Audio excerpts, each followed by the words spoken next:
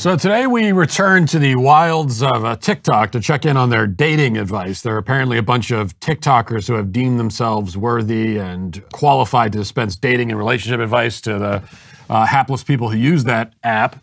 Now, I think you already know how I feel about this. I've made it clear before. I've already specified that if you want to give relationship advice, you're not qualified to do that unless you have to be married at a minimum.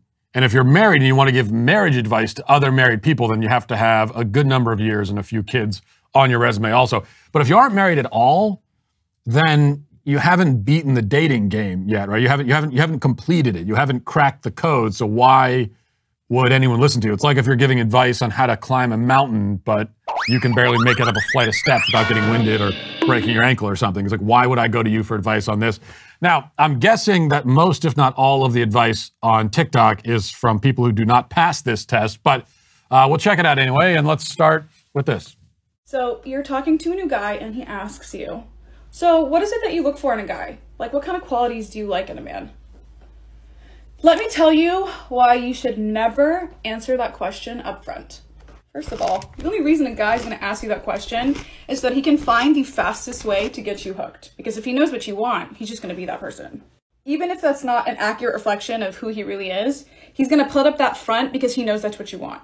So rather than give him a literal cheat sheet on how to manipulate you, I'm going to tell you how you're going to answer that question. You're going to tell him, how about you show me who you are, and then I'll let you know if you're the kind of guy I'm looking for. That way, he'll take you seriously because he knows you're not easily manipulated, and you're going to save yourself a lot of time because you're going to know within a few weeks whether or not that man passes your vibe check. Stay woke. Okay, to begin with, she's wearing way too much makeup. I felt like I was watching that scene. It was that scene in The Joker where he's putting the clown paint on. I felt like I was watching that scene. Only there's a lot better life advice to be found in The Joker than in that video. Notice something about this girl and the tips she's giving. She is perfectly okay with the idea of dating a guy who will manipulate you. She wants you to stay one step ahead of the game and manipulate him instead. So this is a competition of people manipulating each other. It's kind of a zero-sum competitive sort of approach to the male-female relationship that has made it so that people like the girl in the video will probably be alone and unhappy forever because that's the way they approach male-female relationships. Listen, if you suspect that you're with a guy who you can't be honest with because he'll manipulate you with the information you give him about yourself, then just dump him. Head for the hills. Bye-bye. That's the ultimate red flag right there. If you have to worry about being manipulated, it's the wrong person. And if you think that every guy is going to manipulate you, then you yourself are not fit to be dating because of this. This is the way that you're going into it. This is how you see men. The truth is that plenty of men out there would ask the question about what you're looking for in a man because they actually want to know, and because they want to know if they're the right fit for you, and they also want to know if you're the right fit for them. It's not less honesty up front, it's more. Tell her the truth. Get it all out on the table up front right away. You should be totally clear, both of you, about what you're looking for, what your values are, etc. That's what you should actually do. And you can take my advice, even though I wasn't putting on makeup as I gave it. Let's continue.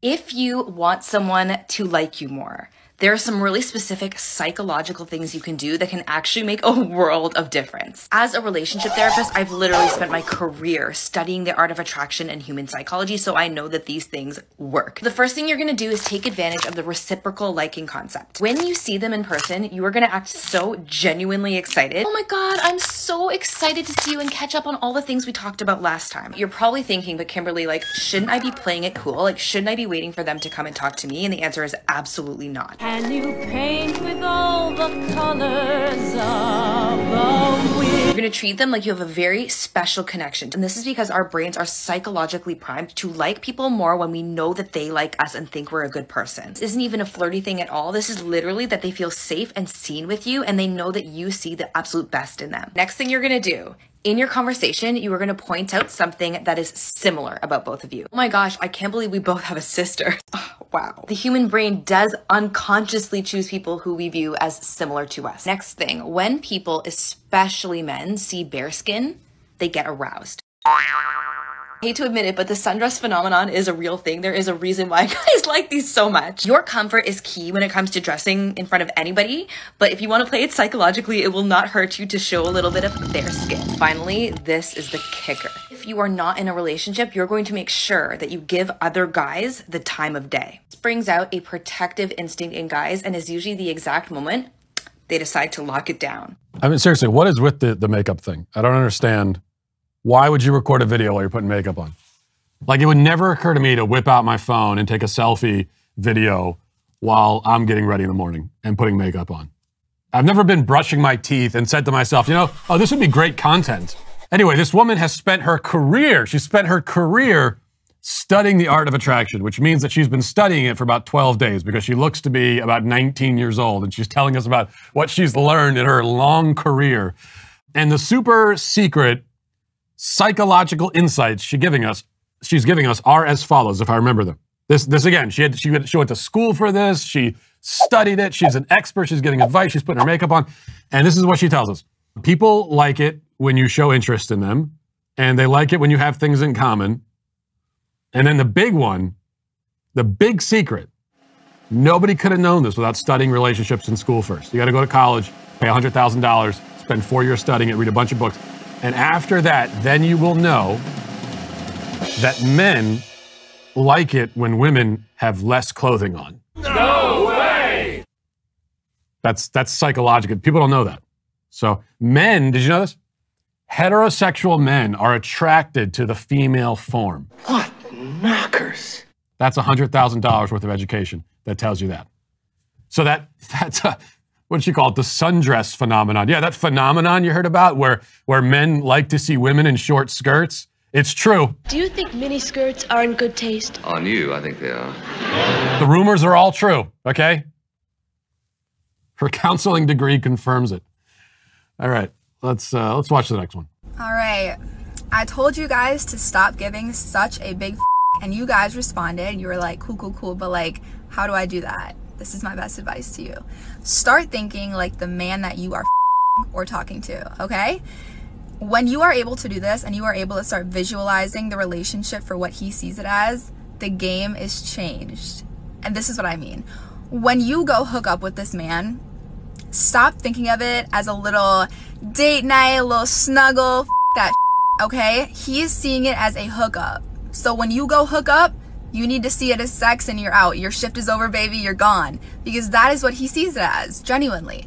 If you are getting your rain on you, this is why. Because you're thinking of it in a perspective that he's not with. Texting him every 5 seconds. Give it a rest. Play his game on him. Mind a little bit. Have fun. I love you. Let me give some advice inspired by that video. And I give this advice to men. If you meet a woman who wears so much makeup, she looks like a department store mannequin, that's a red flag. And if she uses phrases like, F that shit, then that's the final red flag. No woman who's like ever uttered that phrase is marriage material. It's like, that's right there. It's over. Shut the door.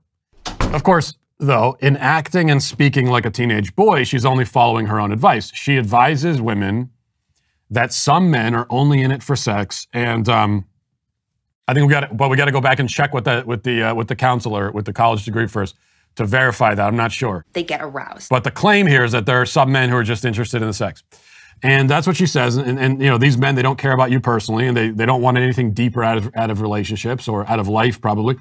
And her great tip is to adopt the same mentality. So stoop to the lowest common denominator. Give up on wanting something more, something better out of life and out of your relationships.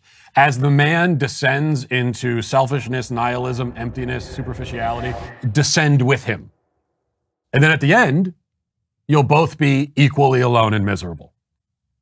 Success, I guess. We are all prostitutes in one sense or another.